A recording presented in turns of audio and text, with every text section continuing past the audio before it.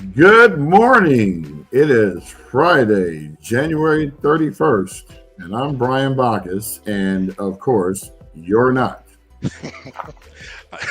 I'm Jamal Smith. Thank you again for joining this our podcast. This being the last one of the week. So we're And gonna a get month. and the oh damn and the month. It's been a Golly, long this month. it's been a long month. It went slow and it went fast at the same time because we're Yeah. already a month into 2025, and that's mind blowing. Um, so as usual, what we're going to start with, we're going to go over some flyers, some of the happenings in the area for the fire victims, and we actually have a very very special guest today. So one of the flyers we've mentioned a few times, and a gentleman that we've talked about for a minute, will be joining us, and I'll go into a little bit more depth in just a moment. So let us start here, and we'll move this. There we go. All right. So the first item that we have is School Fest.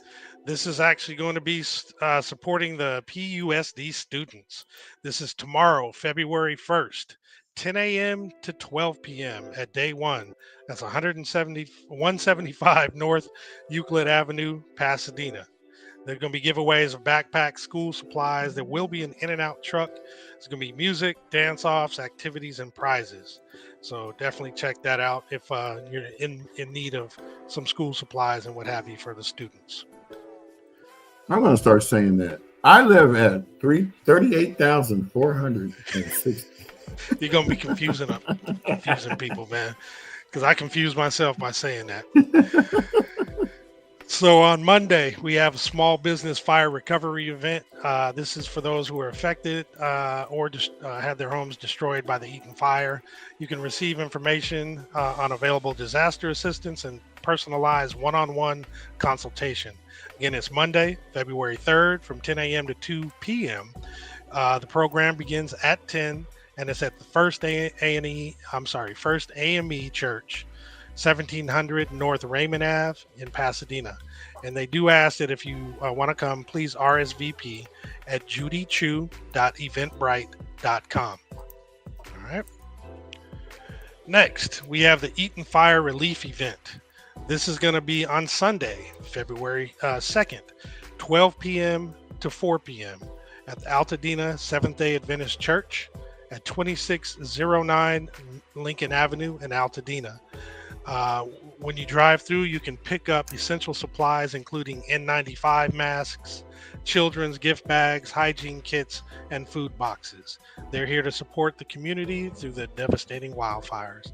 For more information, you can call the Representative Chu's office at area code 626 304 0110.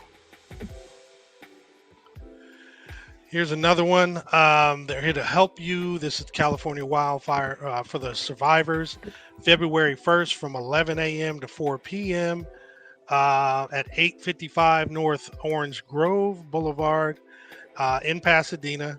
They're actually going to have several things. They're going to have hot meals, emergency medical services, mobile laundry service, hygiene, and other essential supplies, financial assistance, new toys and clothing, legal services, and transit access passes, which are the tap cards.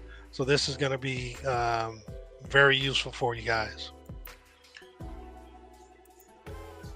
Now, this is something that I found on Pasadena Black Pages. There's this webinar that young lady Lauren Lewis, who's over on the right side, who was born and raised in Altadena, and one of her partners, who's a licensed real estate agent, Erica Jackson. They're going to, and I'll just read what they have here: your land, your legacy, your future. This is not about selling your land. It's about rebuilding, protecting your family's legacy, and ensuring that the rich Black history of Altadena continues to thrive for generations to come. In the wake of the recent Eaton fires, we know many families in Altadena are weighing their options, with mounting pressures from predatory investors seeking to purchase land, the risk of losing the stories and legacy of Altadena's Black community grows. So join us for an inspiring virtual event that will provide the importance of keeping and rebuilding your land, practical strategies and resources for rebuilding, and a message of hope to empower you to move forward with the confidence. This is going to be Saturday, February 8th, so I'll probably share this again a little bit later. The time is going to be 2 p.m. And again, it's a virtual event. The way you register is by going to Instagram at preserve.altadena. When you go to preserve.altadena, it'll actually have a link in there where you can actually register. And as time goes on, next week I'll have that copy of that link for you guys. Now, before we go to the last flyer and bring on our guests, I do want to mention that, hey, if you want to find anything related to what we're doing here with Altadena Talks, all you have to do is go to your web browser. That could be, Google, could be whatever you're using, and type in hashtag AltadenaTalks, and it's going to provide you with all the information about it. It'll have our website, have all the lives that we have going on, and any other content that we have. So this is an easy way to find us. Again, hashtag AltadenaTalks. And lastly, Eric Edub Williams. So next Monday on February 3rd at 7 p.m., he has a podcast called Let's Talk About It with Edub, which is on the Fanbase app. And I'll have him just, talk a little bit more about that. And I had mentioned, some details about it before. But he wants to hear from some people in the know. And he's going to have people in the know from other people who have been through this and do this kind of work. He's going to have Pepper Triplett, Deborah Manuel, and Ravon Walker, and a few others on stage answering questions, looking for insurance adjusters, lawyers, and contractors, and everything. And he's going to have information for you. So again, he has a bunch of other things going on. He's a native of Altadena, went to John Muir High School. I went to high school with him, graduated with him, good friend of mine, and overall great guy. He has his pulse on the community and really wants to help out. So what we want to do now is let's go ahead and bring him on. We have our boy, Eric Williams. Everybody knows him as Edub, the man, the myth, the legend. So what I just did, I don't know if you heard that part, but I actually talked about your flyer where you were having your podcast on Monday. And Let's Talk with Edub. You're going to have folks talking about, and experts. I'll let you go ahead and tell us about it, man. Yeah, man. So first of all, man, thank y'all, man, for even having me on. Thank you for the work that you guys are doing, bringing information to the community and to the people. It's something that we all need, and I just wish more people would tap in with y'all, with me, with everybody that's trying to provide stuff. I think for whatever reason, people don't tap on the link, or they don't, listen to a podcast or whatever to get the information that's actually there. You know what I mean? We're not sitting around doing this just because, we ain't got nothing else to do. We all got other stuff to do. But, we take our time to put this information out, and, I just wish more people would tap in. So, yeah, the Fanbase app, man, I dig Fanbase. Fanbase is owned by Isaac Hayes Jr., which is a Black man. So that was the first turn on for me. And then with Fanbase, they're not as quick to put you in Facebook jail, which I don't know. I'm sure Brian Baxter has been in Facebook jail plenty of times. Yeah. I don't know about you, Jay, but me and Backus, we over here veterans. We veterans of the Fanbase jailhouse. So it ain't like that with Fanbase. Fanbase is a lot more open. The only downside to Fanbase right now is that a lot of people aren't on it. You know what I mean? So when you open up your timeline, you say, "Oh well, I don't have anything on here, so I'm not gonna stay here." But just like somebody said to me the other day, it's funny that people want to say, "Oh, I support Black," but then you ask them, "Are you on Fanbase?" No. What do you mean you're not on Fanbase? You just sat up here and told me you support Black this, you support Black that, but you're not on a Black-owned social media site? Okay. make it make sense. So with Fanbase, they have a audio concept to it also, kind of like Clubhouse. Not that I ever went on Clubhouse, but I kind of tapped in for a minute. But they have that audio aspect, so it's super easy to get on. With Fanbase, and all you do in the upper left hand corner, you'll see a little chat sign or whatever. You tap that. It says audio. Does it say audio? Yeah. Okay. It may say audio, but I know it's the little emoji or whatever it is right there in the upper left hand corner. You tap that. Once you tap that, it'll take you to where all the chats are, and then you scroll down, and there's all kind of different chat rooms going on. And when I do my room, you tap on Let's Talk About It with Edub. That's the name of it. I originally started it because I felt like we would have conversations on Facebook, but who wants to type out everything that they're trying to say, and it would be limited. So you couldn't get everything out, or what you would type sometimes would be misconstrued. If I say something, all of a sudden, you take it as I'm being rude, or I'm being this, or, you being a smart aleck like Brian Backus. No, Brian isn't a smart aleck. You know what I'm saying?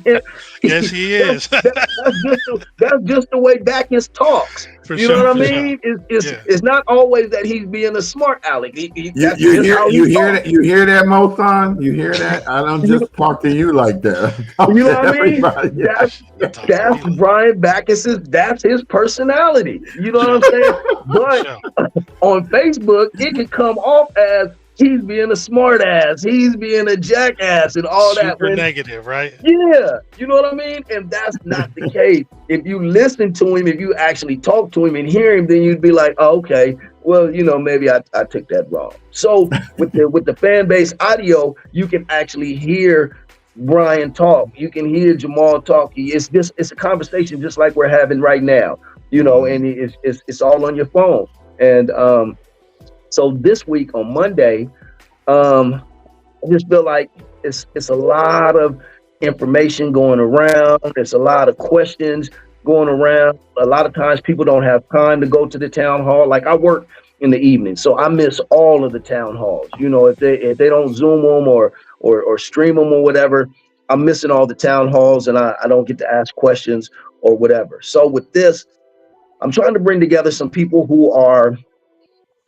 have been through this kind of stuff or deal with this kind of stuff on a regular basis. I just got in contact with my good friend, Wendell Carter.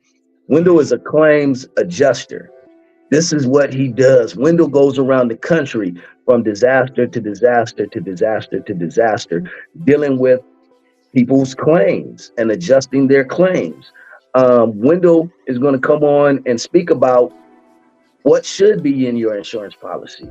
What does your insurance policy cover? If for people who weren't affected by this incident, you need to know what, in the case of an incident, what does your insurance policy cover? Because a lot of us don't know at this time when this happened. A lot of people didn't know what their insurance policy covered. You didn't know if you had a good policy or a bad policy until you had to go and bring that policy up. And now all of a sudden you realizing, well, man, y'all don't cover this. I thought I was paying for that. No. Well, y'all don't cover that either. Well, no, I thought I was paying for this. You know what I mean? So right. Wendell's gonna help break down what I guess what is a good policy, what maybe a bad policy, what you should look for in your policy, what you should ask your agent about your policy. Have them go over your policy with you and know what it is that you're looking for and get a good policy. So many people are going through tough times right now, man, because their policy is just bad, or the insurance company that they went with was a bad insurance company, and now they don't want to pay. They don't want to, they don't want to do what they should be doing, because in a time like this, your insurance policy should be, especially if you've been paying on a policy for years, you know what I mean? And yeah, decades, and you haven't made any claims, and now all of a sudden you lose everything, and your insurance agent or the adjuster's coming out and saying, well, we want to argue with you about, what you may have had or may not have had in your house.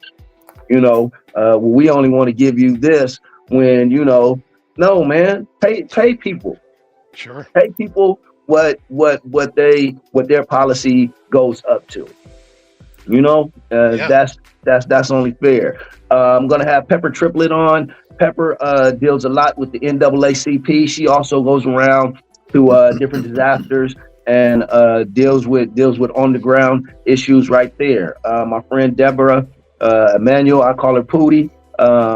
Pootie used to work with FEMA. He has a lot of information regarding FEMA. She's now working with some contractors that's dealing a lot with the city, so she'll have a lot of information. Also, my partner Ravon Walker, he dealt with the fire up in San Francisco. He actually bought property after the fire and bought some property and built on that property. So he's going to speak to. Also, I believe Ravon deals with I want to say insurance, but I think real estate. I think it's real estate. Mortgage. Yeah, with mortgage or something like that, right? Yeah, we're kind of in the same field. Right, yeah. Right. So he's going to be on to talk about that. I'm looking to get a lawyer on also that can help discuss maybe some of the nuances about a lot of the lawsuits that are now popping up. Everybody and their mama seems to be in town trying to promote or trying to get you to sign up with their Mark DeMocha. What's up with you, brother? I ain't seen Mark in man, in forever. I ain't seen Mark. It's good to see you, bro. Yeah, he was on our first show. Yep. Oh, okay. Okay, yeah, good old DeMocha. So it's people popping up, with all kind of stuff about join this lawsuit, join that lawsuit, and whoever it is you go with, you need to know some things about when you sign up. For instance, I learned that a lot of them usually charge like 30%, maybe 35% as the lawyer's fee, but now all of them are doing about 25%. So 25% seems to be the going rate for their fees. But what you got to look for, I learned, is where it says lawsuit expenses. That's where they get you. Really? Lawsuit expenses. Because in lawsuit expenses, they can charge you for whatever they want to. They can charge you for breathing. And that in the lawsuit expense, that's $10. Man, exactly. And that takes away from, what was you initially may have been getting 75%. Now it's broke down to, 40%, 50% or whatever. And you like, man, where did all this money go? Well, right here in the lawsuit expense, we had to charge you for this. We had to charge you for that. We had to charge you for whoop, this and that. We talked to you for 3 minutes. That's $75 a minute. Yeah, exactly. Yeah, that's what they do. Yeah, the phone call. Yeah, the phone call. We got to charge you for the phone call. Yeah. They charge for everything. So the company that I went with, I'm not going to say their name. I'll let people do their own research. But they have a cap at because it's group expenses and then it's individual expenses is what they is how they explain it to me. So on the group expense, because there's certain things that they have to do for everybody, and okay, that's cool. So on the group expense, the most of their cap is 2%, is what they said. Wow, for whatever. Yeah. So for whatever they do as a general for the group, it's 2%. Now, individual cost may be an individual cost. If I have a rare tree, like I said, if I have a rare tree at my house and they need to send somebody out to say, okay, well, with this rare tree, to replace it is going to cost this, that, or whatever, then okay, charge me individual, because you can't charge Brian for an expert coming out to my house to look at my tree. That's something individual to me. So Jamal may have a pool in his backyard. Well, you can't charge me for somebody going to look at Jamal's pool. So you have individual costs and then you have group costs. Like I said, the group cost is caps off at 2%, which I thought was great. And then whatever my individual costs are for, my particular situation, I can accept that. That sounded fair to me. So I'm curious. Oh, go ahead, Jay. I was just gonna say, as you're having the lawyer talk about the stuff that they're talking about, are is part of that conversation going to be options other than rebuilding, like potentially leasing the land versus selling the lot, or any other options? Are you going to bring that up too, or? Yeah, I'll definitely bring that up. I'm not sure who would answer that question. Maybe if I get, I'm trying to get a contractor on also. I'm kind of having mixed feelings about Yeah, contractors right I know, now, I know. only because, oh, go ahead. No, I was going to say we'll touch on that in a second because I know, or go expand on that because I know Okay. you have something going along those lines. Right. So my mixed feelings about contractors, and I discussed this with my mother and father. They've owned property in Altadena, Pasadena forever. They've built homes and all that kind of stuff. So and this is just what I'm learning. If you just go out and get a contractor that's going to do your whole project, right? Um, that contractor sometimes will go from project to project to project to project while he's working on your project, which sometimes can leave your project in limbo. You're sitting here wondering, okay, where's this guy at? And he's off doing something else because he's trying to get as much money as he can. Sure. In addition to that, the contractor attack on a extra percentage to whatever the fee may be. Whereas if you subcontract yourself everything that you want done, you get it done right then, you get it done right there without the extra cost of paying this contractor. Now, if you don't know a bunch of subcontractors to do stuff, then I guess you'll have to go to a contractor and have him do the whole project. But like my mom was saying, she knows, we know a foundation person. Okay, man, we're gonna bring in the foundation person. You do the foundation. Once you finish, we pay you. Bye. You out of here, on to your next job. We know a framer. Okay, framer. When you ready, okay, come on in. Do all your framing. You get paid. Bam. You out of here. Electrical, plumbing, so on and so on, and your project gets done. As opposed to, like I said, having one person do the project and they not just dedicated to your project. So again, I'm up and down, and I guess people have to do whatever it is that works for them. You know what I mean? You use your resources. If all you know is a contractor that's going to do it all, then that's kind of what you got to do. Now, to that point, and I know this is something that you brought up, I wonder if there is a way to get a general contractor who does the whole shebang, right? Yeah. To have multiple properties in this area where you have a bunch of homeowners coordinate together and say, hey, look, we've done our research. We like this general contractor builder to do everything, but all of the 10 homes they're doing at the same time, or however many, they're in the same neighborhood. So even if they go from one spot to the next, they're not going that far. And you can I'm wondering if you can do that and get a potential commitment from the contractor to only travel from those individual homes, as opposed to going, let's say to Palisades if they're already building another house out there, or maybe any other city further away. I wonder if that might work too, because I know you talked about pulling people together to see if you can get costs down by using the same folks.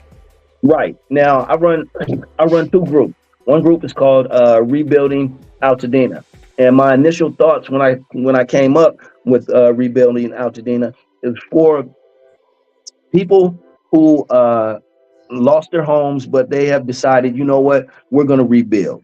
We don't care what it takes or whatever, we're going to rebuild. So my thought was, okay, if you've decided you're going to rebuild, and I've decided I'm going to rebuild, and these 6 or 7 other people have all decided that they're going to rebuild, you know what, let's come together and find either an architect or a contractor or a plumbing or whatever it is that we come up with, and all go to this person or this contractor that's going to do all the work and say, hey, it's 10 of us, what kind of deal are you going to give us for it being 10 of us and you getting all this work right now? Right. So I did the group to find people that wanted to come together and do that. It's been a little slow going. They're still going through phase 1 and phase 2 and all that, but that's my general idea. Still is to do that. And people can come on and they can, find people that they get along with and they build their own groups. Me and Jamal might not like the way Brian talks. So me and Jamal may say, hey, me and Jamal going over here and we gonna find Susie. We gonna build our group and we gonna go on ahead and we gonna do our thing. You know what I'm saying? And Brian may find somebody. Is that what happens? Brian Is that why I never know about the functions? And man, see? Is that how it works? Oh, okay. I see how y'all work it. Huh? People can build their own groups within the group, but that's what it's designed for people to come together and find like-minded people that's trying to do the same things that they do and that they get along with. And man, because the project is, the rebuild is going to, number one, it's going to be long. Number two is going to be potentially expensive. Mm-hmm. You know what I mean? With the tariffs that are talking about being done, is going to drive the price up of lumber and whatever other stuff may come, may be imported. So currently, I believe it's anywhere from 400 to 400 being low to like 450 or so a square foot to build a house. Which sounds about right to me. I was talking to my partner, Jeff Cathcart, and we were discussing, people just buying lots. And, I was saying lots are probably going to go for anywhere between 400 and 600,000, depending on the size of the lot. And he said, well, how'd you come up with that math? Well, you figure the average prices on houses in Altadena, depending on the size of the lot, is about 1.2, 1.5, 1.6 million, right? Let's start with there. So if it's 400 to 450 a square foot to build a house, right? And you got a 2,000 square foot home you want to build, that's what, 800,000? 900, yeah. Right. Yep. So that's 800. If we go with the low at 400 a square foot, times 2,000, that's 800,000. Yeah. Right. And then you toss in, that's just for the build. And now you toss in land that's at what's the difference? 400,000, 500,000. What does that take you to the price range of? 1.2, 1.3 in that general range. To even prove what you're saying, I just found a lot that went up for sale on Calaveras, and it was going for $450. See, there it is. Yep, there it is. So then you figure, like I say, anywhere from 400 to 450 or whatever to build per square foot, and that's going to take you to about the range that house would be if it was still standing, or somebody came in and remodeled and did all that to that house. That's kind of where I'm getting my math from. And if it's wrong or whatever, people can figure it out however they want to. But, majority of the insurance policies are paying, like, say if your home was 1.2 million, they're paying something like 400 to 500,000, and that's really the cost of the lot anyway. That's why you saw the person that put theirs on Redfin is selling it for 475, because they're going to get what the insurance wasn't. If they had insurance, that's what they would have gotten anyway. But instead of them trying to wait around, they're going to take that money and go buy someplace else, which some people, that's the situation they're going to run into. But then we have people like Magic Johnson and the Dodgers talking about they're going to pour $100 million into Altadena. Like, who is getting this money to pour into what? If you're going to pour $100 million into Altadena, you should be pouring $100 million into the people who don't have insurance to help them build their home back. So if you poured $100 million into Altadena, that should build 200 homes. Because each home is going to be worth, it's going to cost $500,000 to build, right? Yep. Yep. So you Exactly. know that's pretty much what you got. You got 200 homes. That's it. Well, you know what? I hope Magic. Or 2,000 think homes. One of them. I think Magic. I think Magic cares about Altadena. You know what I mean? He used to have that 24-hour fitness right there on Lincoln and Woodbury. He's familiar with. I want to say he's familiar with Altadena. Well, his boy Coop lived here, so of course he's gonna be familiar. He probably came over for dinner. You know, and Magic has always appeared to be about the Black community. I mean, you know, he did the Starbucks that everybody was going to. He did the Magic Johnson's theaters. You know what I mean? He put stuff in the hood in places where stuff normally wasn't at. You know what I mean? That it seemed like other investors or builders were like, "Oh man, we're not building over there. Man, we're not messing with that." You know what I'm saying? Not realizing or knowing, but not wanting to do it, knowing that it's money in the Black community. Right. We spend as much, if not more, than you know everybody else. $1 trillion a year. We $1 trillion a year. We spend. It's money here, and we spend. You know what I mean? So Magic was like, okay, y'all don't want to build a Starbucks there? I'll build it there. Black folks buy coffee. They want to spend on coffee like everybody else. Y'all don't want to build a theater over there? I'll build a theater over there. Black folks want to go to the movies. They spend money at the movies and all that just like everybody else. Exactly. So I think and I'm hoping that Magic really comes in and does something good out here. You know, I think he's good about not letting politicians or politics kind of get in the way of what he wants to do. You know what I mean? If he sees it ain't right, you know, he'll step out like, "Hey, y'all not getting ready to mess up my name." You know what I'm saying? If y'all don't want to let me do it the way I want to do it, so that I'll be held responsible for it, then man, I'll back on out. Y'all can go at it and do it the way you want to do it. I was happy when I heard about Magic doing that 100 million, and in the conference, you know, that he had. I guess you saw it also, Brian. He was like, "Hey, I know Palisades is out there, and everybody hear about Palisades, and the Palisades is doing their thing, but my focus is Altadena." You know what I'm saying? And I was like, "Okay, Irv, that's what I'm talking about." You saw that? Did you see the special he did with Walt Butler? He brought him in and gave him jerseys, and you know had hollered at him for a minute.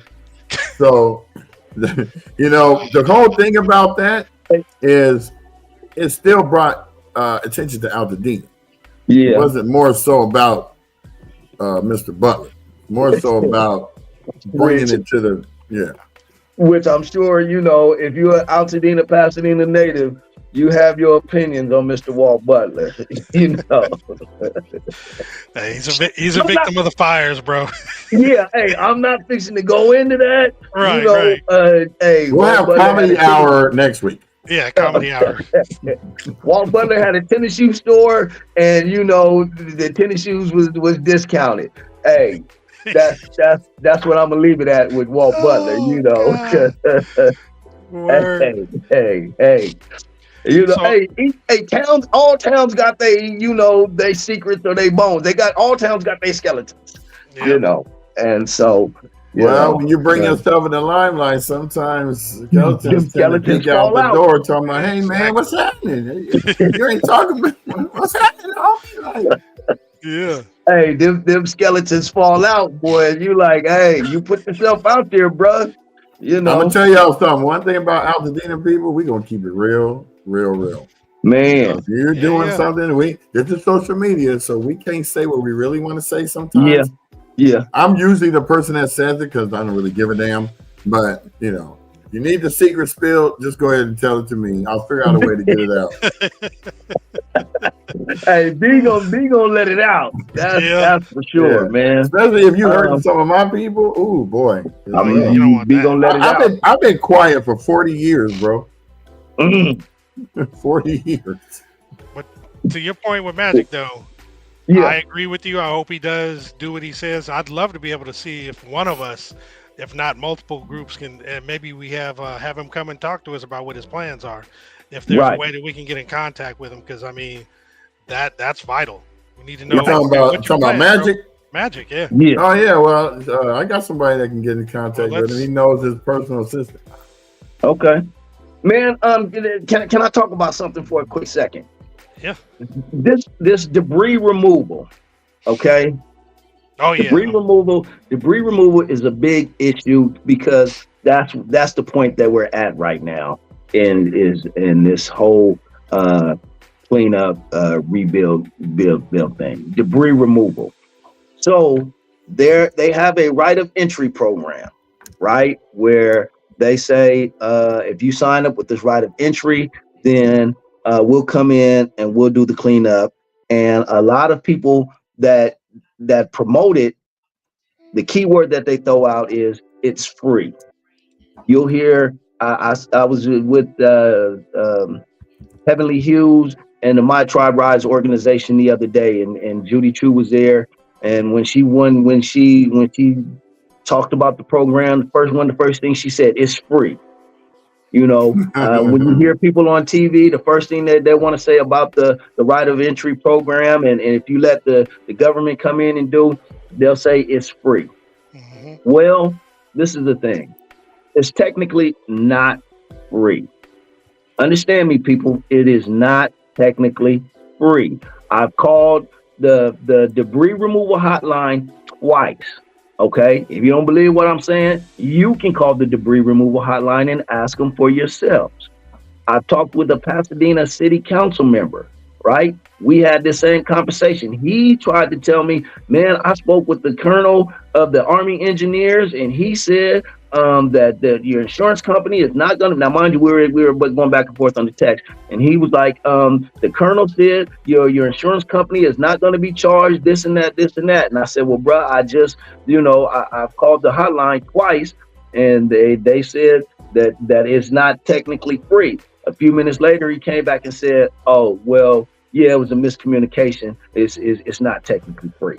Well, they need to clean that up on the website. Exactly. I'm showing it right now, and it says, Phase 2, property owners need to decide whether to opt in for free cleanup by the U.S. Army Corps of Engineers, right? Now, that's exactly what you're talking about.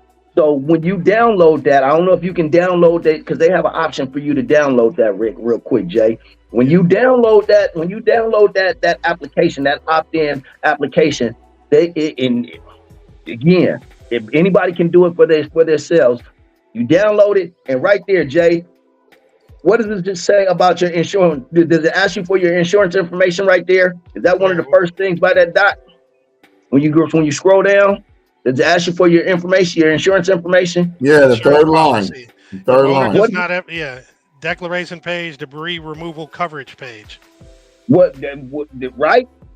They ask you for your insurance information. Why are they asking you for your insurance information? Because, like the debris removal hotline people told me, if you do not have insurance, yes, it is free.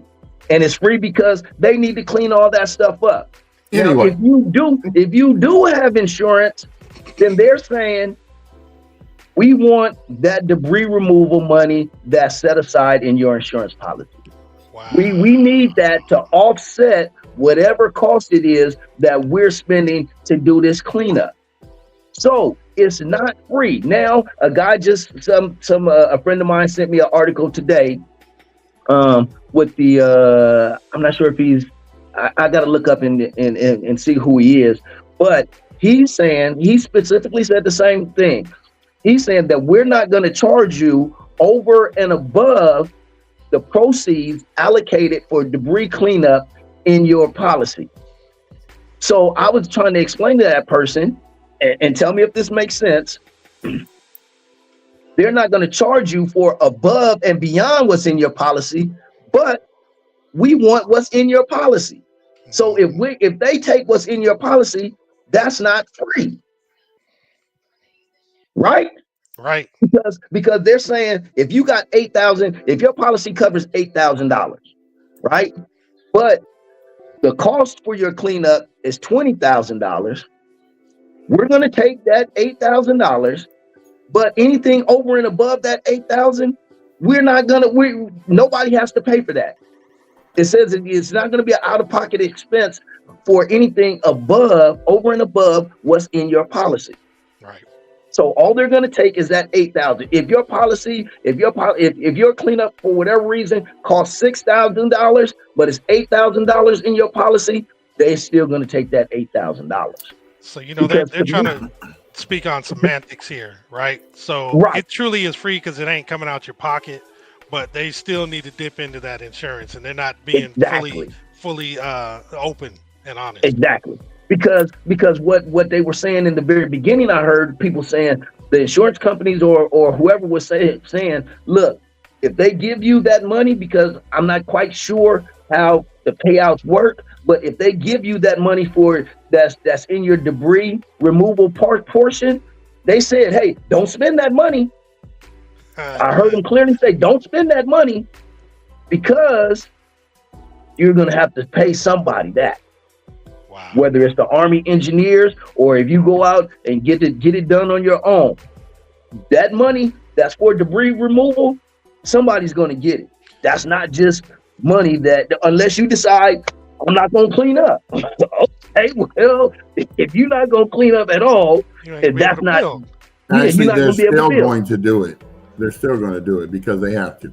But you're going to get billed. Now, last night at the town hall, there was a company called I think it was the California Fire Plan, and they're a nonprofit that's actually FEMA had already spoke up to last night. They talked about if you do have insurance, we will cover some of it, and then California Fire Plan said they would come in and cover the rest. Now, you watched that last night. I streamed it on Facebook because I couldn't find the stream. And there was 300 people there, and they didn't provide the stream. So I if you want to watch that, you can go right to, Facebook, and you can see that from last night. So basically, you got three options. Your insurance policy pays for, say, $10,000, $15,000, $20,000 worth of removal. You can do it yourself, like Ron was asking. You can hire a contractor, or you can have the government do it. Either way, that money is going to get spent for that part of it only. It's not going to, you can't do anything with it. But that's what it's earmarked for.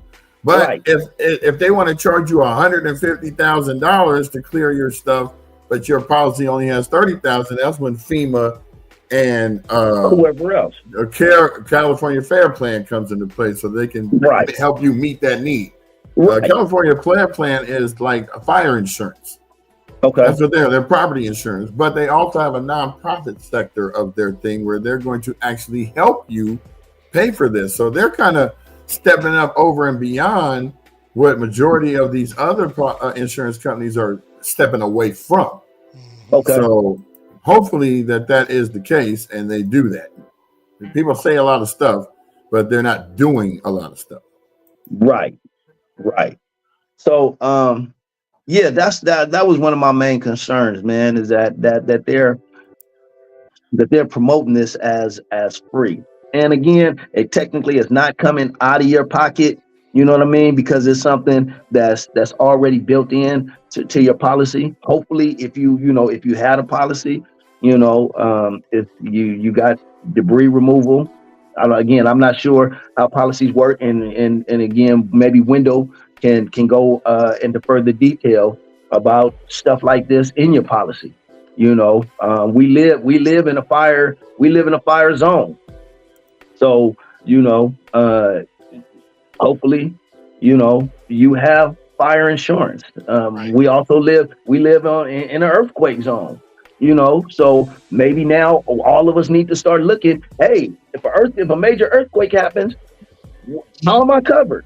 Right. You know what I mean? Because that could be a thing. We all remember the Northridge earthquake. Jamal, I think you may have been in school out there at the time or something.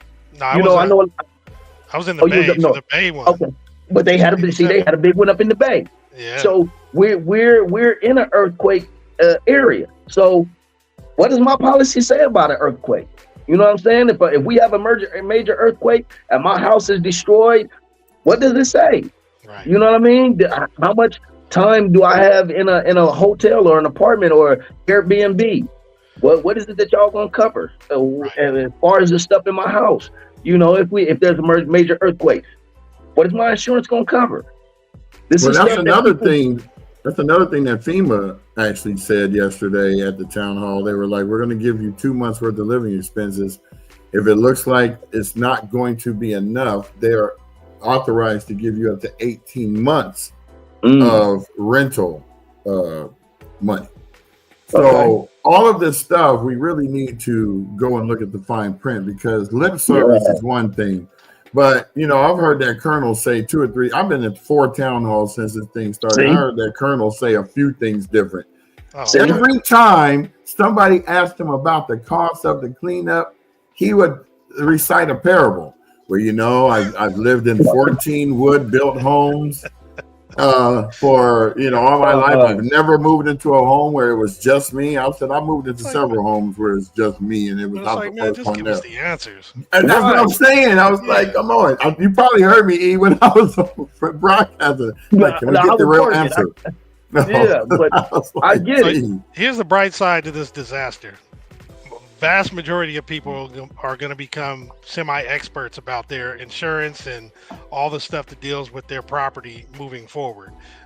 Because this is something we should have been up on, but because we never had anything like this happen to us. Sure, we have fires, and we've had our bags packed and potentially ready to evacuate, but it's never been anything like this. Moving forward, I promise you, folks are going to be up on game. If they move, they're still going to be up on game and making sure that their policies are tight. Correct. You know, so I see there is a slight silver lining in this particular effort. Plus, man, if people were not together in this community before, this has brought people even closer, and I think this is amazing. Definitely, this is crazy amazing. But the point that you made, that person said about, hey, you get your money, and there's a portion of it assigned for the debris cleanup. Don't spend it. I think that should be echoed so many times for people, because that's what happens. You get a lump sum. You think that lump sum can be done or can be used for anything, but if they don't give you the line items for what it's supposed to cover, or at least somehow explain it to you, then you might spend that $8,000 if that happens for that, and then it truly will be out of your pocket, because you do have to cover that before you can move above and beyond and get that extra help. And you know how hard people can get. I hate to say it, man. Our folks get a lump sum of money, and all of a sudden, that folks is having seafood dinners. Folks is on trips to, they showing out at hotel rooms up in Vegas. They on all these trips. Folks is having these cookouts and all kind of. We done seen it. Yeah. We've seen it. Our folks get this money, and all of a sudden, then what happens? Hey. You tap on the shoulder like, you got to pay for this, right? Yeah, like, hey, like, hey, dog. Hey, man. Hey, man. Why didn't anybody tell me? you know this bill is due over here, right? What you doing? Like, huh? And now they ass out. And then, like, you know what I mean? Now, when we sent you that check back in the day, and we gave you that piece of paper, then we gave you that money. You know, damn. It's called sudden wealth. It's called sudden wealth syndrome. Count down to zero. That's my partner Rovon right there. Yeah. And Rovon just talked about earthquake insurance, saying that the deductible on earthquake insurance is a lot higher than fire. And I'm assuming that's because it's only maybe certain fire zones in California, like in Altadena, we're a fire zone. Compton, I don't think is a fire zone. I wouldn't, technically qualify Compton or Long Beach as a fire zone, but earthquakes strike all over. You know what I mean? And earthquake will hit Long Beach and Compton just like it'll hit Altadena and Glendale and Burbank. You know what I mean? So is widespread compared to fire, which usually is 1 or 2 houses. We don't have this shit that wipes out neighborhoods normally. And fires normally spread like that only in a real mountainous area. Palisades is in a mountainous area. Altadena is in a mountainous area. You know what I'm saying? So we're more likely to have a fire that destroys a lot in Altadena as opposed to a fire that destroys a lot in Watts, Sure. or South Central, because So the vegetation is there. We got a person that's waiting in the green room that's very knowledgeable about a lot of the things that you were talking about. So I'm gonna bring her in to kind of shed some light. She's a real estate agent. Her and her husband had a house up in Cheney Trail. It burned down. So I'm going to introduce everybody to Elaine Scotton of your team. And here she is. We're going to put this in a square block so we can see everything. Now, see, this is somebody that really know. I'm just somebody who asks questions, and well, she's going to give you the answers to those questions. But yeah, see, this now you can talk to somebody who actually knows. I just, just kind of use a little common sense and try to figure stuff out. Hey, Elaine. That's good stuff. Hey. Thank you, Elaine, for being kind of with us on this ride from the beginning. Oh yeah, she's been soapbox. She's been standing on her soapbox and just been like, I know the answer. Somebody say something. Right. Yeah. In fact, just like Brian said, going to these town hall meetings, watching them, being part of the community in the back, listening, and still not getting answers, and then having to go dig. That's what we've been doing. So like last night when we were there, they didn't answer a couple of the questions I wanted. There was way too many people. They should have already known that. What was your questions? The one everybody asked, how much is it going to cost, and they never gave the answer, giving parables. Well, here's one, and then this helps Edub because both Terrence and I get questions about, I just want to go ahead and bypass these lines. I got a dude who's local in Altadena. He can do the debris removal, this, and that. But what's the process? And I said, well, we already know there's a fee. When we had stuff removed from our property, the dumping fee, if you had a cut, there's a dumping fee. So my question was, and I wrote it and gave it to Sasha, which because I'm on chamber, I'm going to try to get a meeting up with her because there should not be a fee. If I go say, I want to do it myself. I got me a truck. I'm going to take all this stuff. I got somebody else who's going to take 6 inches of the soil. We're going to take up all of this. I know that we can't just take it to the normal dump. This is all toxic. So we got to take it to, which Irwindale is not happy about, but they're going to have supposedly up to 5 more sites. That's what she told me last night. Victoria was telling me, because that's just a temporary. But yeah, they getting yelled at by Monrovia, Duarte, Azusa, all of them. They're really upset. They're like, why are you bringing it over here? And they say it's only going to be there for 30 days. Yeah. Right. So they're trying to figure out all that. Okay, I'll give it to you. But I don't want to have a fee. So like Corey, I don't know if Corey's on here right now. She's got somebody who is willing to come from Texas with a group who apparently knows how to do this as well and willing to do it for free. Maybe they got grants that they've been doing for them to be able to do stuff like this. Okay, I bring these people, but I don't want them to be charged. Where are we gonna, and then, there will be a fee now that you brought all this stuff up. Okay, well, if we did the Army Corps of Engineers and they were going to do it for you, and let me tell you, it can be anywhere from 50,000 up for debris removal, because you're taking the foundation, you're taking the chimneys and all the toxic stuff that's left, along with 6 inches of dirt, soil. And that's not even enough. You need to take it down to 2 feet. Yeah, it's kind of crazy. So, my thing is, it comes into those fees. So I said, what's up with that, Victoria? She's our counsel. She's the top dog. Her and I go back from Mom's Club, PTA, council, all that. So I was like, what's up with that? She's like, no, as long as they go by the guidelines, you can have somebody do it. but there is guidelines, and apparently it's on that website. I think it's on Sasha's and Judy Chu's website. I'm going to double check that. Yeah, but there is a process you must follow, and if you follow that, then you're fine. I go, okay, well, do they just drive up and they're going to let them in? I don't think so. I need to know the process for that as well, because some people don't want to wait, even though they did. I thought it was going to be longer. What did they say, Brian? 6 to 8 months? They said that for what? For the cleanup? With phase 2. Yeah. Well, you're talking about the EPA portion. I don't know.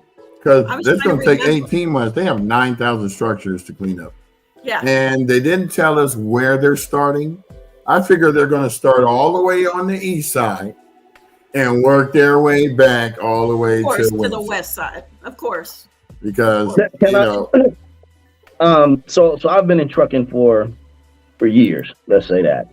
And Elaine, so okay, so as far as with trucking, when anybody does a regular dump, right? When they take that stuff to wherever the dump yard is, they get charged. There's a fee. So by weight. And speaking to the fees, yeah. So if a truck takes something over to the dump yard, they get charged for that, right? So what I'm kind of assuming is that if you have your regular person come in and do your stuff after the hazardous removal stuff, right? They're going to have to take that to a dump. They may not for whatever reason be able to take it to the government institution because they already have theirs set aside. So if this independent company has to take it to one of the dump sites, one of the local dump sites that's around here or whatever, they have to be able to offset that cost for dumping it at that location. This is all just my assumption in how this is going to work with the independent contractor coming out and cleaning your yard. So if you have these guys from Texas come out here and do people's houses or whatever, they're going to have to take it to a regular dump site. And with them taking it to the regular dump site, the regular dump site is going to be like, okay, we got to charge you for that. And for them charging you can't do it. Because of the toxins, they can't do a regular dump site. They're not allowed to. So they must go to, and that's why they're supposed to have more sites get ready to be put up, because there's going to be so much moving. And then that's why I said, okay, well, I need to know what the process will be, because if I don't know what their time frame is. Me and Brian are like looking at them like, no, it's going to be longer. Oh, it's going to be way longer. Took them nine months for Maui. And that's only 1,500 homes. California, remember, what was it, Paradise? Mm-hmm. So she is like this with the mayor there, talking about the whole process, because that was a whole town, everything. Right. Nothing. How long did that take? 9 months. Yeah, but how many homes, and did they have one way in, one way out? Yeah, I don't know. I'll double check that. So that's a good question. It's going to be at least twice. That's what I'm thinking. At least twice. Yeah. So I think. So plus, real quick. Oh, go ahead. Go ahead. So good. This is the good thing about my show on Monday night. I'm going to have the Potters, one of the Potter twins on there. Jay, I'm sure you know the Potters. Yeah. Mm-hmm. Okay. So one of the Potter twins is going to be on the show on Monday night. So that's what they do.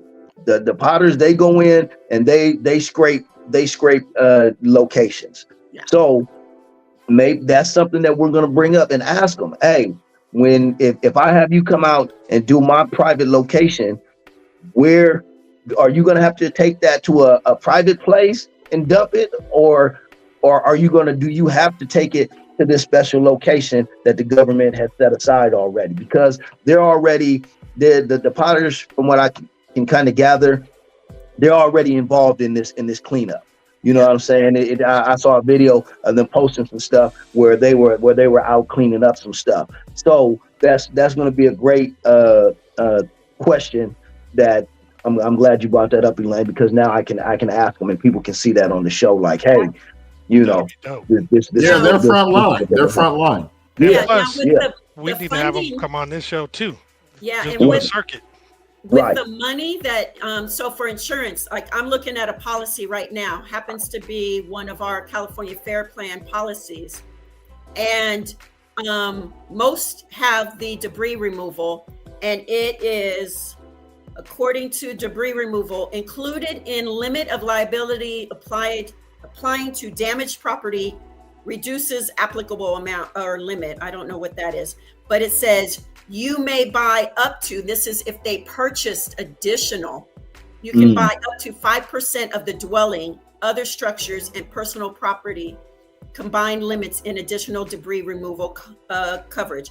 Basically, what I've looked at on I've learned, because of mortgage and real estate, we look at policies. I got my girl off of Colorado, and Michelinda, she for free gives me all the info of what's going on in the industry and stuff. Don't give us her name because she ain't gonna be giving it to everybody else for free. And no, but if I have specific things, like she will pick up the phone for me all the time. Our 24-year-olds were in preschool together, so she's my girl. But they will give it's on average, it can be like 10,000. So with what you were saying, so it's called double dipping. It's the same thing with FEMA. So people are like, they have insurance for their home burned down, and they were going to FEMA. FEMA's not going to help you because you have insurance. That's the first thing. Right. So the same thing with the county, with the engineers, the Army Corps of Engineers. Army Corps of Engineers. It's going to cost a crap ton, or they're going to be billed, which will be billing the government. But if your policy says, hey, Edub, I'm giving you 500,000, of that 500,000, 10,000 of it is dedicated to this debris. That you can't count that as money that you can, it is kind of for rebuilding because it's part of it. Portion of the rebuild. But that specific, you give the 10, even though it's going to cost 100,000, even though it's going to cost 25. Yeah. So that's a given. It's the same thing. So a lot of people don't know on your policy, there is a line called extended supplemental. A lot of people don't even know that's there. Some people didn't get it. That's where I get upset with people in the insurance business, and my friend too. It's just a few dollars more. And yeah, sometimes you think you're nickel and dime, but that would have gave you thousands of dollars. That extended, which will come, the extended replacement cost will come in as soon as you start building. Right. And it can be 20 to 25% of that 500,000. They will give you in addition 20 to 25%, at least certain. And that's an additional premium though, right? That you have to have. That they will give you, it could be an additional, 100,000. That makes a difference. For the rebuild, which is that's a lot. That's a lot. Yeah. And you're trying to get every dollar you can. So this is why the situation right now is an educational process. I hate that it came to this, but again, any forest fires or any other fires that we normally would have would be limited to one or a few homes, not the whole neighborhood, and not 100 mile an hour winds and all this kind of stuff. So this was completely unprecedented. Probably won't ever happen again in our lifetime unless the climate continues to be bizarre. I think it will actually. Let's hope it doesn't. Where it will happen. Exactly. Where? So okay. Folks are educated. One thing I wanted to mention on this particular topic is that prior to these folks getting to the point where they can actually remove this stuff and then worry about where they're actually going to put the stuff, they have to qualify. They have to get a permit. So going back to what Edub was talking about, I was on that page and I'm sharing it now for the debris removal. What is it called? The right to entry form. When you opt out, for example, when you want to do it on your own, in addition to filling out the form, step 2 is applying for a permit from the county and the Epic LA site to handle debris removal on your own after you receive the EPA certificate, meaning phase 1 is completed. So it's not just, so that's one of the things that the people from Texas, if they do come out, they're going to have to go through this process, get the permit just to be able to do it, and then hopefully find that information that we're trying to verify in terms of where they have to dump it, and indeed if there's a way to dump that in the right place for no cost. And perhaps maybe that's where one of these nonprofits could potentially come in and offer some funding to say, hey, look, we're going to, for those people who want to do it themselves, we're going to at least pay for the dumping fee, right? Mm-hmm. And that could be where they provide some of their funds to help out. But, so they have to get a permit before they can even do anything. Mm-hmm. So I mean, that's one of those steps that I'm sure people didn't know initially. Yeah, well, I got somebody coming out to mm-hmm. Oh, I was saying I got somebody coming out that's going to give me a estimate on my property today to scrape it, and so I can decide if I want to go my own path. You know what I'm saying? I need to at least see how much it would cost. And that's what I'm gonna do. So that way, when I speak on it, I can say, okay, well, in my instance, somebody came to my house and said this is what it was going to cost just for them to scrape it. And then with them, in addition to them scraping it, you still got to have somebody come out and do soil testing. You know what I mean? So it's actually have somebody who lost their house in Altadena who's on the chamber. That's his company. He does environmental. Yeah. See, they do soil testing. So yeah. So you're not gonna. If you go on your own, it's not just you're gonna have somebody scrape and get rid of all the debris removal. You still have to pay for soil testing, and whatever else it is that you may have to pay for. So and that's part of the permitting thing too, because they're getting educated on all the things they have to do in order to remove it accurately. Right. Key, big Key, what's up, baby? Jonathan Owens. Another classmate. What's up? Why? That's right. You got to go on his show too, but he make you wake up at 5:45 in the morning. Hey man, Key be suited and booted. I done seen him a couple times. Key be suited and booted. He got his cup of coffee right there. Hey, like you say, 5 o'clock in the morning. Key be getting it in. I'm like, man, Key, I'm just getting in from work. Right.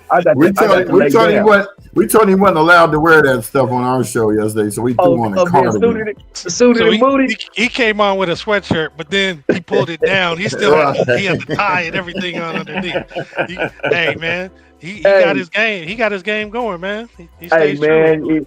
If you know Key, man, you are proud of Keyjana Owens, man, because Key has made some changes in his life. I will say that. And if you knew the old Key, and to the man that Key is now, you can't do nothing but be proud of Key, because it definitely could have been different outcomes for Key. And you can see it in his picture. I'm proud. I'm proud of Keyjana Owens. That's for sure. Hey man, so man, I got in from work this morning at 5:30, and I went to sleep for a couple hours, and then the FEMA people came out here, and I got to lay down, man, because I got to be back at work at 3. So, for sure, man. Well, we definitely appreciate you for sure. Yeah. Monday, speak about your show. Yeah. Monday night, 7 p.m. On the Fanbase app. You download the app. It's real easy. It's just like Facebook. If you don't know how to get into the chat room, to the chats, DM me, contact me on Facebook. It's super simple to do. You won't actually see the title of the group until Monday, probably at about 6:30. I'll open up the room. That way I can help people navigate to the room and all that. And then we'll actually start the show at 7. But Brian and Jamal, the show probably, even though I open it at 7, we probably won't start till about 7:10 or so. Just trying to get people in there and situated and all that kind of stuff. But again, I'll probably open it up at about 6:30, help people find the room, navigate all that. We're gonna get some people on there and hopefully get y'all some information that y'all aren't getting, you know, Oh, for for whatever reason, you know, because you don't want to go to the town halls or you don't want to listen to Brian and Jamal, you know, whatever your reason is, you know, we're gonna help you. They don't want to we're gonna listen try to help you me. get this information. Oh, that Brian Backus is on there. I'm not listening. Oh man, He You gotta get long-winded, and past he that, going. man. And if you ain't paying attention, I'm out of here. Right. You know, Everybody hey, definitely check out Edub show, man. It's dope. I had the pleasure of being on his first one. Had a right, different topic, but that's the beauty of the platform. You can use it for whatever you right, want. And this, right. yeah, very important stuff. Very important Exactly. information. Yeah, man. Can you And do then it I on love your y'all. computer? I will tap in with y'all soon, man. I'm gonna try to get some sleep, at least another 2-3 hours before I got to get up and drag myself back on in here and pay these bills. Yeah, man. Be All right, safe on them homeboy. high Appreciate on them you. roads too. For All sure. right, thank you, bro. Peace. Yes, sir. Dope. Okay, we'll find so out for we've sure to been your question, Elaine. If we we've can use been it. going for an hour and 10 minutes. So I think it's about time we wrap up. If there's no more questions out here for Elaine, who is our resident real estate broker person. I don't know what this stuff is. I guess it's estate stuff, right? But her and I, we've been knowing each other, and I'm gonna just break it down. She's about to date us. So we used to dance on Soul Train together years ago. Now just leave it at that, okay? Yeah, Just I still leave got it that at video in my that. head when you were on there. Yeah, we'll just leave it at that. But I've known Elaine for over 40 years now. Yeah, God. 40 years. I think I've known you longer than I've known your husband. Yeah. Yeah. He didn't know. He had brought up your name, and I kind of was like, but I didn't think anything. Right. Until Tammy was like, you know, Brian lives around the corner from you. I was like, no, I didn't. So the Tammy she's referring to is my ex-girlfriend from like the same. Her and Tammy were best friends, so they hung out all the time. We Yeah, worked I at know. nonprofit. I know. Yeah, yeah. You know what, brother? We are hogging the algorithms because we be on here talking, bringing vital information to America. Hey, look at Mark. Hey, if they owe, we owe, man. You are too. Hey, We all the bro. same, You know what? I always tell people I'm 35 years old. I'm just trapped in this 58-year-old body. You know, and especially when certain days when I wake up and that leg ain't trying to wake up, or that knee is kind of popping a bit, or I'm walking up and down these stairs too many times. That's why I like ranch homes. I don't like walking up any stairs. 2-stair minimum. That's me. You know, tomorrow is Black History Parade in Orange County. We have a that's an oxymoron. It is an oxymoron. That sounds so odd. Yeah, man, we're gonna have Martin Luther King Day in the Klan town of Podunk, Mississippi. Everybody bring your Kool-Aid. Wow. What was his name? Deputy Green. We call him God. Yeah, his last name is Green. He's I think he's retired sheriff, something like that. Is he black? Yeah, from Soul Train. Oh. If I showed you a picture, you'd remember. But I already know who you're talking about. I saw him at the reunion party. But we get a float and the music and everything. They do that. I'm not going to Orange County, so after the parade, they That's go, okay. Look at this. We got you guys It in the ain't like circle that. now. It's Yeah, a we lot got of people. A lot of people that are in the events, like Taryn's friend, she's an actress, so she was on a float. KTLA. I mean, it's pretty cool. And that's a good point, Mark. They haven't dismissed DEI yet. Right. They're gonna wait till after Black History Month. Oh God. In the respect. Let's not, please. Oh, girl, you don't even know. Me and Elaine were the youngest ones there at the Soul Train reunion party. Yeah, that was crazy. Yeah, I think it was like 5 people out of the 200 or 300 that was there. I knew 5 to 8 people that I actually danced with. because the ones that was on there, that's when my mother used to be like, "Oh, let's do the bump. Come on now, stop playing." You know, I'm like, Mom. You know, this is not your Soul Train. No, that party would have been her Soul Train, but not that. Yeah.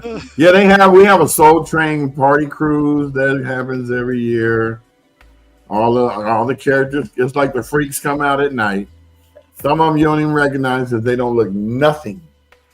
Like Sheila though, she don't change. There's a few of them. Well, that's Sally and what's her name? That's the Asian chick. I forgot her name that quick, but she's always on. She's always there. Yeah. Some of them keep their shape. Some of them are still 2s and 4s. You know, a lot of them are 19s. Okay. You're gonna leave that alone. You know. Yeah. We digress. Yeah. I know. Yeah, exactly. Well, this is the fun part of the show because we're all tired, and you know we've kept people in here long enough. I mean, we talked about a lot of information. If you want to be a guest on the show and you got something to say, we invite you because the whole point is this is Altadena for Altadena. I mean, all of us know each other. Exactly, all of us know each other. The whole point is. We're trying to get things going with some nonprofits, with some other things so that we can start gathering funding to help people in various ways. And one of the things that we've been doing is we've been having like a men's meeting. It happens twice a week so that we can gather information and be able to disseminate it out. I mean, you figure once the group gets up to 50, 100 people, if those 50 to 100 people share stuff on the regular, we can have a conglomerate of people coming in. And now we can bring in the experts. I'm going to reach out to some lawyers that are not looking for the class action lawsuit, you know, just to give basic advice on what you should be doing.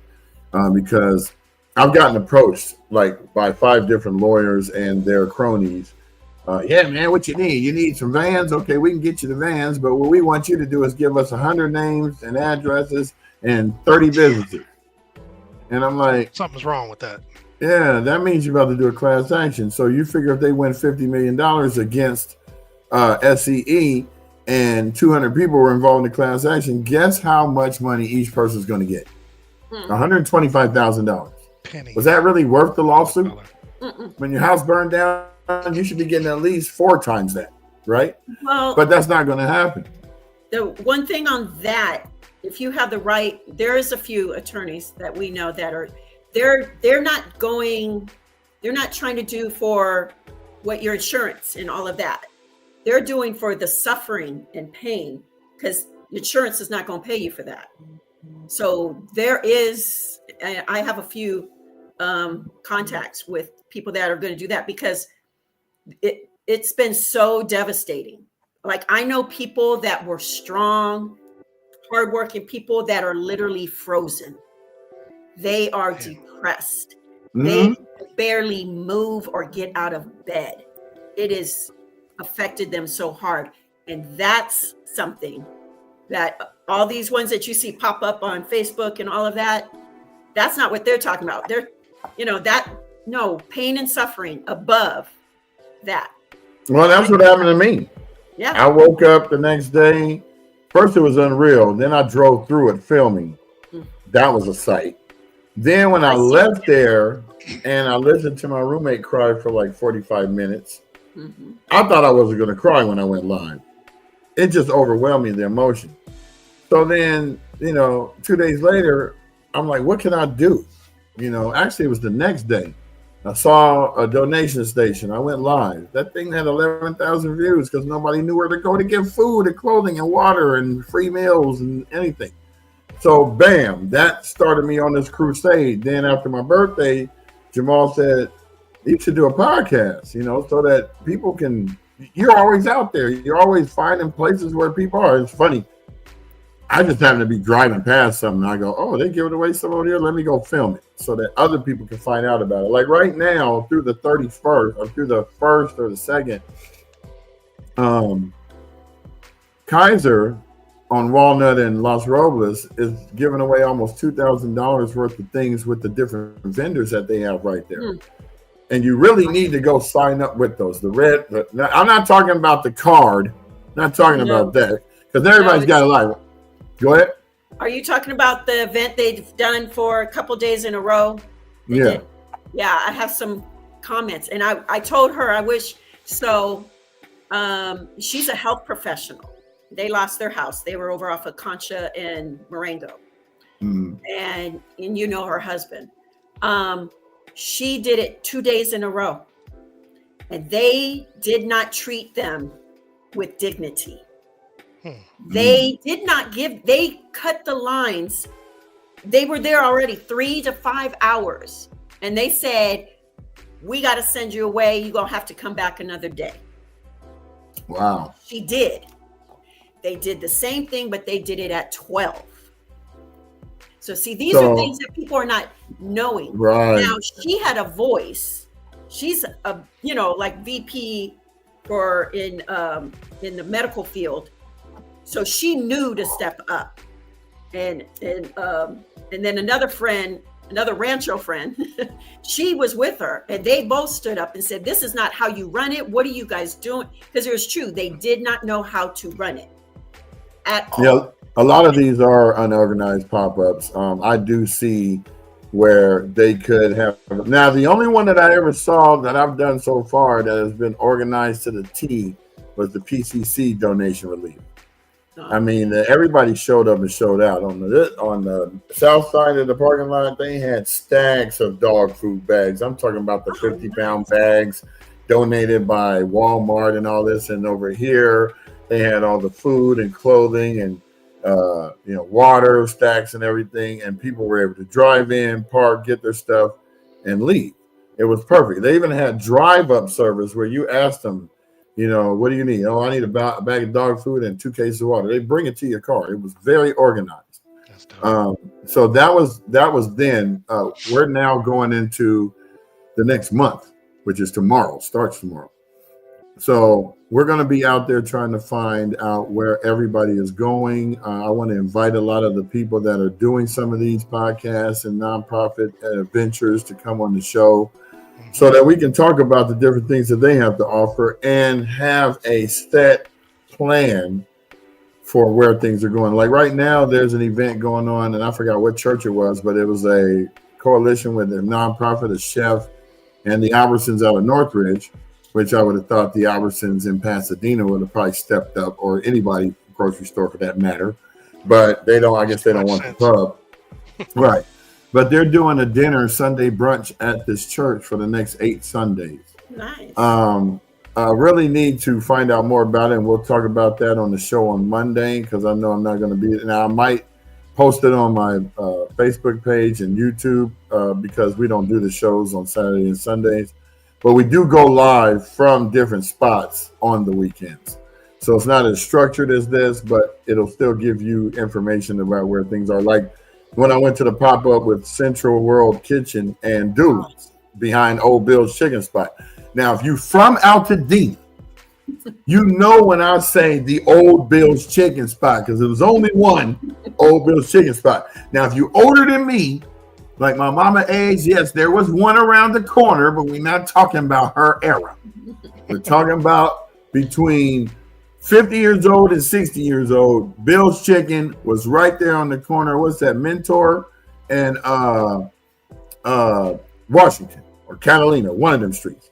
Yeah. But it's the old brick building where I used to go in there and take $2 and get 5 pieces of chicken, 3 slices of bread, and get my grub on. And when my homeboy worked there, we get 20 pieces of chicken for $5. That's how it worked. You got your homeboy working. But basically, we're around town. Every time I finish this podcast, I drive straight to Pasadena because I want to be in the middle of the action. I want to see what's going on because besides, I don't know any other place to be. I'm a native.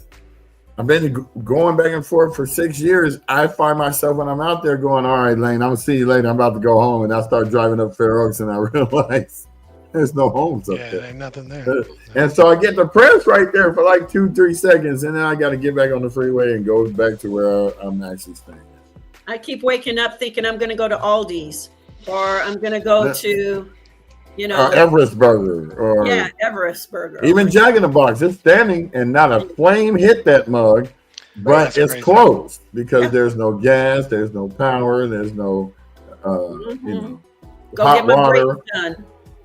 Brake master. Oh, Right. so Kijana, you want to elaborate on that? If you can put some more information in the thing. Stacey Augman is doing a giveaway. I think Oh this yeah, he said he tomorrow, sent it. Hold actually. on, let's see.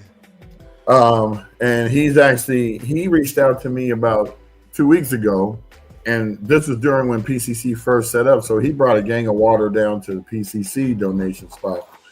But it's really nice that we know a lot of these people because we grew up with them. So to other people, they might be celebs. To us, you just a dude that lived around the corner that I used to beat up all the time or beat me up or whatever. Yeah. So yeah, so that's how it is.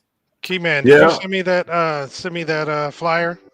I know you said you're gonna send it in the chat or messenger or something. Try to send it Damu, either Facebook. you know how I do it. We got to make it professional. Oh, by the way, my boy Bashidi Evans is on. I've been knowing him for like the same amount of time I've been knowing most of my Altadena people. It's his birthday tomorrow. Well, But he's happy doing a birthday. fat party. What's today? Friday? He's doing a fat party tonight. So hit me up for the information. I'm not going to put it on blast right here. I mean, I could, but he didn't. Unless you want to put it up there, Bashidi, put the information and I'll pop it up there. That way these subtitles can be useful for you too. Here's a question. When I got home last night, the fire aid was on. And I get this with a lot of people.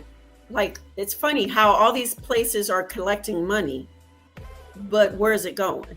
That's what Jeff Cathcart asked, and so did Edub before. And that was another thing I wanted to talk to before he got off, but we didn't get to that subject. But now I did mention yesterday we had this same topic, and California Community Foundation has shown who they're giving money to. Yeah. That's what I like about it. If you're going to raise all this money, and that's only up to the January 17th. Yeah. There's a lot of nonprofits, such as the ones I sit on the board with, at least 2 or 3 of them here in Altadena, Pasadena. We haven't even applied for the money. So the whole point is every nonprofit that I sit on the board of, our goal is to help the community. So one is to help youth and their mentality, especially now with Elliott having an issue with it's burned down. Now you got transplanted students who are going to be going through mental anguish. So there's a nonprofit that deals with that, Practice Foundation. Then you have sober living, people that now everybody needs to have a place to live. So if nonprofits actually purchased homes for people to live in, they can get a whole lot of tax benefits, like what they call a welfare waiver for your property taxes. If your if your home is solely being used by a nonprofit for nonprofit activities, you can waive your property taxes. A lot of people don't know that. And if you don't believe me, just go look up nonprofit welfare waiver, and it'll tell you everything. I don't spit nothing but facts because I don't have time for people to come back trying to dispute something I said.